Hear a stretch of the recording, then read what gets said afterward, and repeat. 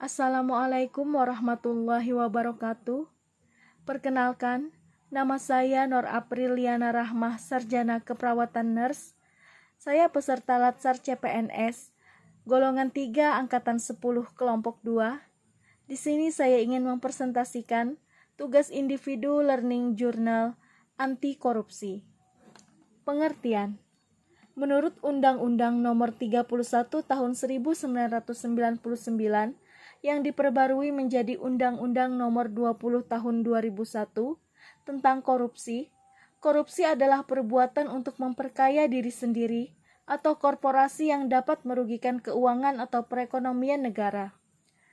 Korupsi adalah kegiatan yang secara langsung melawan hukum, merugikan negara untuk memperkaya diri sendiri atau orang lain, atau korporasi sehingga dapat dikatakan perbuatan tindak pidana.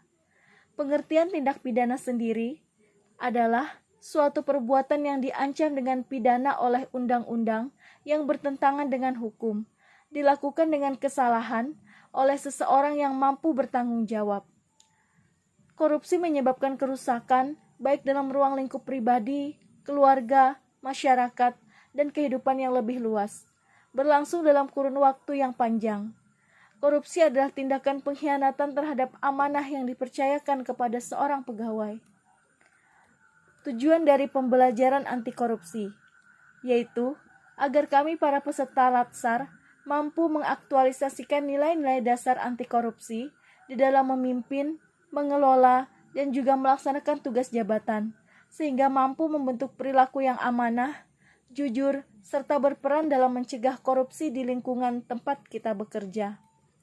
Menurut Undang-Undang Nomor 31 Tahun 1999, terdapat 7 kelompok tindak pidana korupsi, yaitu antara lain: yang pertama, kerugian keuangan negara; yang kedua, tindakan suap menyuap; yang ketiga, tindakan pemerasan; yang keempat, tindakan perbuatan curang; yang kelima, penggelapan dalam jabatan; yang keenam, benturan kepentingan dalam pengadaan; yang ketujuh, gratifikasi. Gratifikasi ini adalah hal yang sering kita dengar. Gratifikasi merupakan salah satu bentuk tindak pidana korupsi. Istilah gratifikasi berarti ucapan terima kasih. Gratifikasi dilarang jika diberikan untuk pegawai negeri atau penyelenggara negara, maka biasanya akan ada kaitannya dengan jabatannya. Gratifikasi bisa dalam bentuk uang, barang, diskon, ataupun pinjaman maupun liburan, biaya pengobatan, dan juga fasilitas-fasilitas lainnya. Selain merusak kehidupan negara, korupsi juga merusak perekonomian negara yang menyebabkan negara kita belum bisa mewujudkan kemakmuran dan kesejahteraan. Segala potensi yang dimiliki seakan-akan tidak berarti. Pelayanan publik akan menjadi tidak optimal, kemudian tingkat kesehatan masyarakat rendah, pendidikan menjadi tidak terjamin, tingkat pendapatan masyarakat masih memprihatinkan, dan masih banyak lagi. Dan masih banyak lagi indikator negara makmur yang belum bisa negara kita capai. Dengan kata lain, harapan untuk mewujudkan Indonesia sebagai negeri impian masih jauh dari realitanya.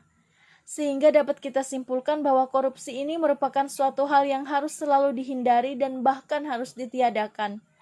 Cara untuk menghindari dan meniadakan tindak pidana korupsi ini adalah dengan membentuk pribadi yang jujur, berintegritas tinggi, sangat penting dalam memberantas korupsi, karena integritas mencerminkan sikap jujur dalam memberi pelayanan, peduli dan peka terhadap lingkungan sekitar. Yang selanjutnya adalah implementasi. Contoh yang dapat diterapkan sebagai seorang perawat yaitu: yang pertama, pada saat pasien menyampaikan keluhan, hendaknya kita tangani dengan cepat dan tanggap.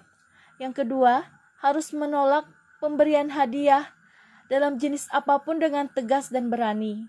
Yang ketiga, apabila di lingkungan sekitar kita terdapat pelanggaran, baik itu pelanggaran kode etik maupun korupsi, maka kita harus berani melaporkannya. Yang keempat, tidak menghambur-hamburkan uang. Yang kelima, tidak korupsi waktu, yaitu dengan datang dan pulang kerja sesuai dengan jam yang telah ditetapkan. Yang keenam, bekerja sesuai dengan tupoksi jabatan masing-masing. Demikianlah presentasi yang dapat saya sampaikan. Salah hilap saya mohon maaf. Wabillahi taufik wal hidayah. Wassalamualaikum warahmatullahi wabarakatuh.